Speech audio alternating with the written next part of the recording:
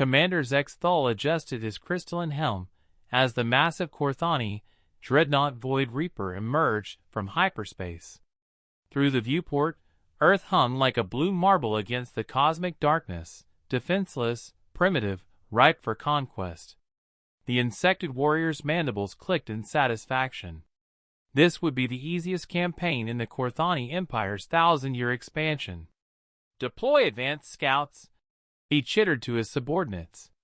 "Begin orbital bombardment of their major population centers. These humans will surrender within cycles."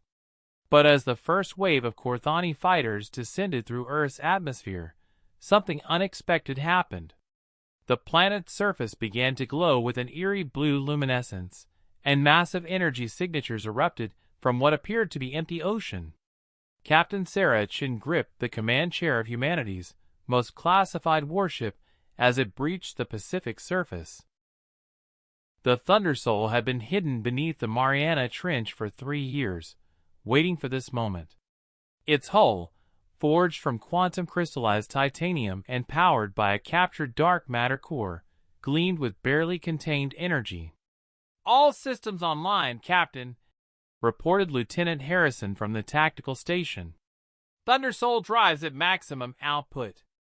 Psi-neural interface responding to crew consciousness." Chin nodded grimly. The Thundersoul wasn't just a battleship. It was humanity's answer to an uncaring universe.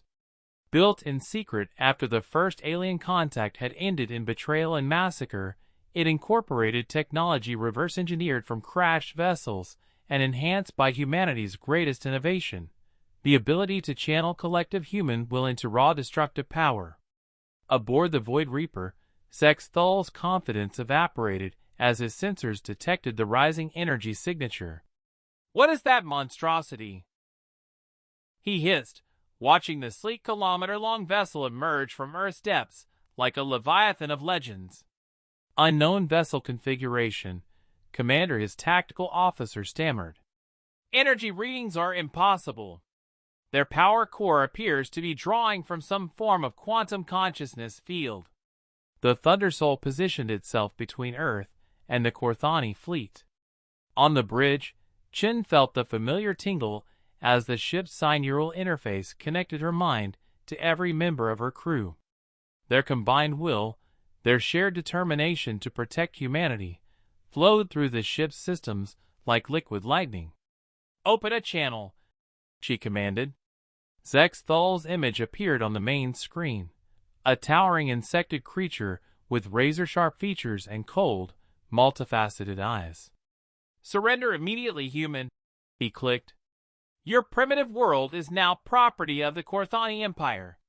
Resistance will result in complete annihilation." Chin smiled coldly. "We tried peaceful contact once before." "Your kind responded by glassing Titan colony and murdering 3,000 innocent souls.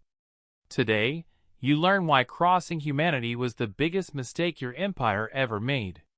The Thundersoul's weapon systems came online, with a sound like thunder rolling across an infinite sky. Along its hull, rows of quantum plasma cannons emerged, each one crackling with energy drawn from the collective human spirit. At the ship's prow, the main gun, a weapon that could theoretically crack a moon, began to charge with power that made nearby space itself warp and bend. "Impossible." Zexthal screeched as his sensors registered energy levels beyond anything in known space. "No species possesses such technology. You underestimated us," Chin replied, her voice carrying the weight of humanity's fury. "We're not just fighting with steel and fire. We're fighting with the soul of our entire species." The first exchange lasted less than 10 seconds. The Korthani fleet opened fire with everything they had: plasma beams that could melt continents, antimatter torpedoes, gravity weapons that could crush stars. The barrage that struck the Thundersoul would have obliterated any normal vessel.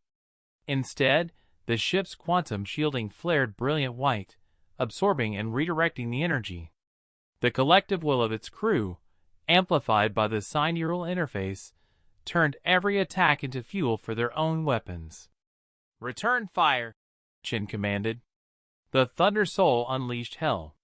Quantum plasma beams lanced out with surgical precision, each shot guided not by computers, but by human intuition and determination. Corthani's ships exploded in brilliant fireballs as the focused rage of an entire species found its target. The main gun fired once, a beam of pure concentrated willpower that punched through 3 dreadnoughts in a single shot. In the space of minutes, the Corthani advance fleet was reduced to debris and fleeing survivors. Zexthal, his ship crippled and burning, stared in horror at the human vessel. The Thunder Soul hung in space like an avenging angel, crackling with residual energy, utterly untouched by the battle that had just devastated his forces. "This is impossible," he whispered. "We have conquered 1,000 worlds, crushed 100 species. How can these primitives?" "Because you never understood what makes us dangerous."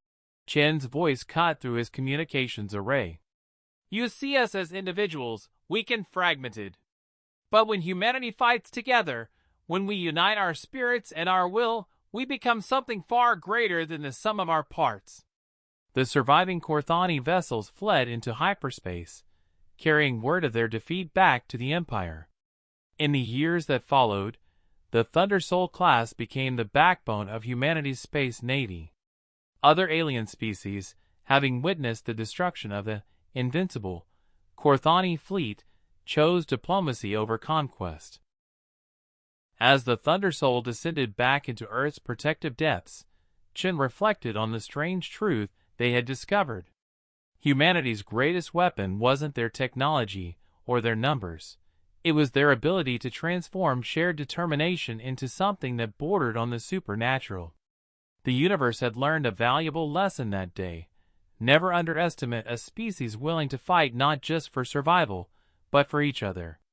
The Thunder Soul battleship had fired its first shot, and the cosmos would never forget the sound of humanity's thunder.